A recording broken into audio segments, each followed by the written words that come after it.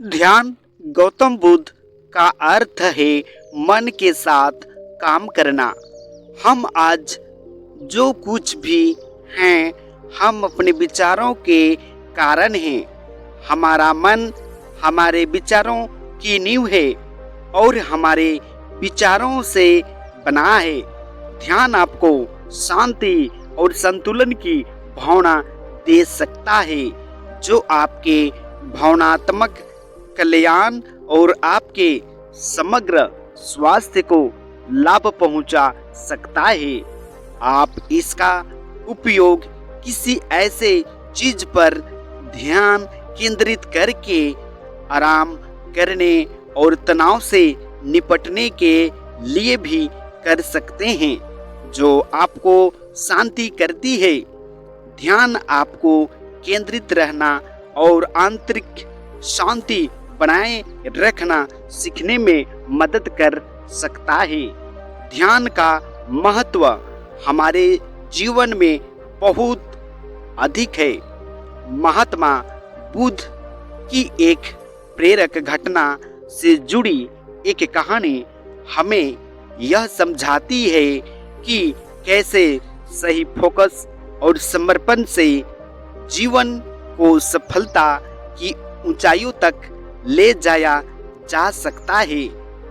जब तक मन को विचारों का भोजन मिलता रहेगा, हम ध्यान नहीं कर सकते हैं। जब हम ध्यान करने बैठे, तब मन को विचारों का भोजन नहीं देनी चाहिए, यानी सोच विचार करना बंद कर देना चाहिए। तब ही हम ध्यान कर पाएंगे। जब मन विचारों से खाली हो जाएगा, तब ही हम ध्यान सही रूप से कर सकेंगे। जी हाँ मित्रों, आप लोगों को बुद्धा विजुअलाइजिंग यूट्यूब चैनल में दिल से स्वागत है। अगर कहानी वीडियो पसंद लगे तो चैनल को सब्सक्राइब कीजिएगा।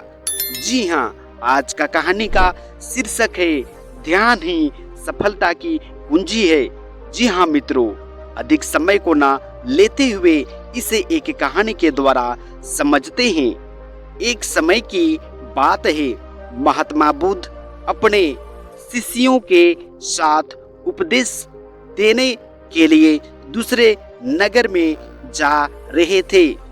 काफी दूर चलने के बाद सभी शिष्य थक गए और उन्होंने फिर महात्मा जी से कहा, गुरुजी, यदि आपकी अनुमति हो तो कहीं रुक कर कुछ देर आराम कर लें। वत्स, हम कोई उपयुक्त स्थान ढूंढेंगे और वहीं विश्राम करेंगे। महात्माओं ने कहा। कुछ देर चलने पर उन्हें खेत दिखाई दिया। खेत में एक छोटा सा लड़का और एक बूढ़ा आदमी उस खेत की जुताई कर रहे थे। हे सज्जन, क्या हम यहाँ कुछ देर आराम कर सकते हैं? महात्मा ने बूढ़े व्यक्ति से पूछा।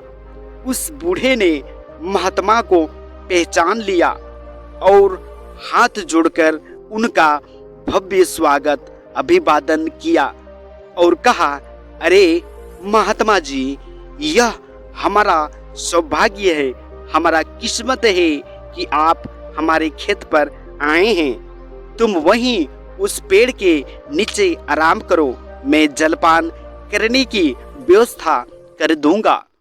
तब महात्मा जी ने कहा, हे सज्जन पुरुष, आप अपना काम पूरा करें, हमें कुछ नहीं चाहिए।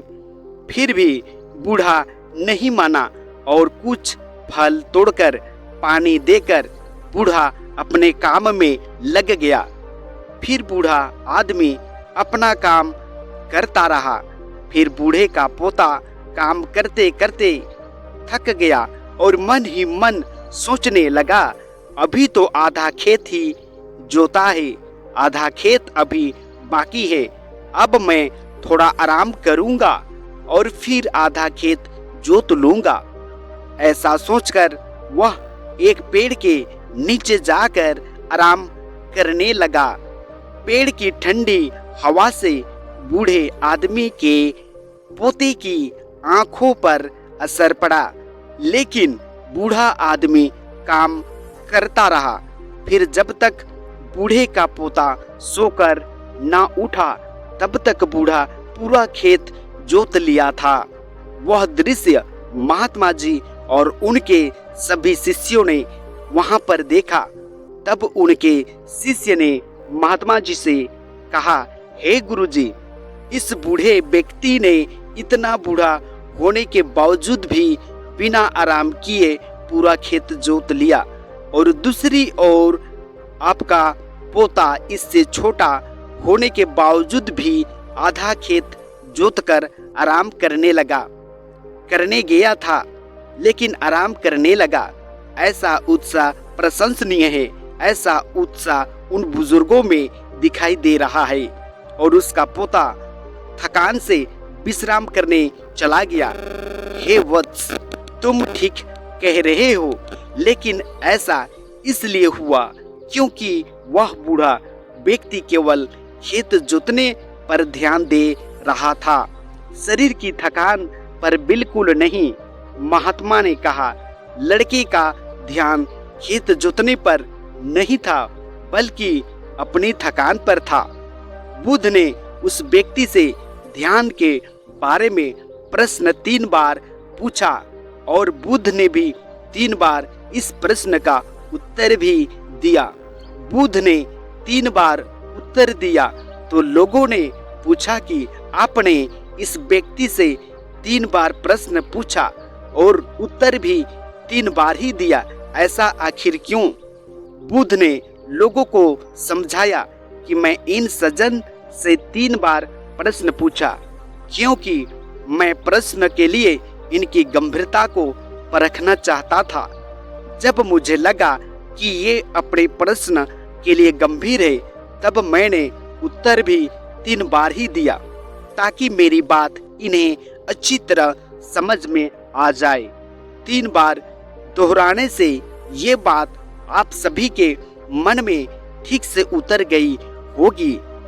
बुद्ध ने कहा, अपना ध्यान हमेशा लक्ष्य पर रखें, कहीं और दूसरी जगहों पर नहीं। इतना कहकर महात्मा जी और उनके शिष्यों ने बूढ़े को नमस्कार किया और अपने रास्ते से चले गए। जी हाँ मित्रों, इस कहानी से हम लोगों को यह शिक्षा मिलती है। हमने सफल जीवन के लिए ध्यान और समर्पण के महत्व को देखा।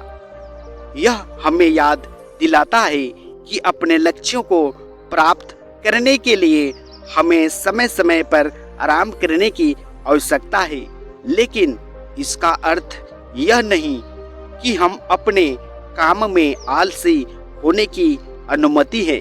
सही फोकस और समर्पण के साथ हम सभी चुनौतियों का सामना कर सकते हैं और अपने लक्ष्यों को प्राप्त करने में सफल हो सकते हैं। जी हाँ मित्रों, आज का कहानी वीडियो आप लोगों को कैसा लगा?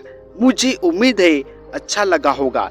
जी हाँ मित्रों, आज का कहानी वीडियो में इतना ही। आप लोगों को बहुत बहुत धन्यवाद।